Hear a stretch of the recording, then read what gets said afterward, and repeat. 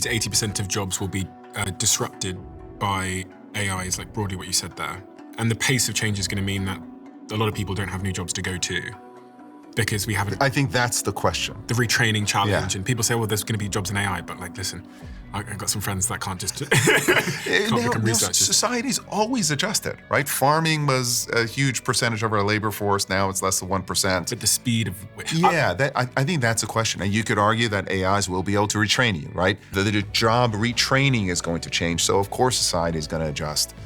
But I do think it raises questions, real questions. I've not been able to get an answer on that, really, I think, from the experts in AI that I've interviewed, which is like, what do those 70 or 80% of people do? Because we're seeing it in our own business that there's many jobs which we would have hired for previously, across the board, that AI is now doing exceptionally well. And every single day, literally daily, we try to see if the new model, Gemini Pro 3 or whatever, can do things that we're currently doing manually. And every day we're getting those little breakthroughs and going, oh, okay, now we no longer need to.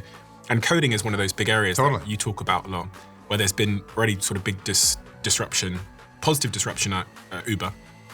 And a lot of your coders are now using AI to... Yeah, about 90% of our coders are using AI. Now, that's easy to say, but there are probably 30% of them that are power users. They are showing a clear differentiation in the number of diffs, for example, how much a diff is a code release that's different from the last code release.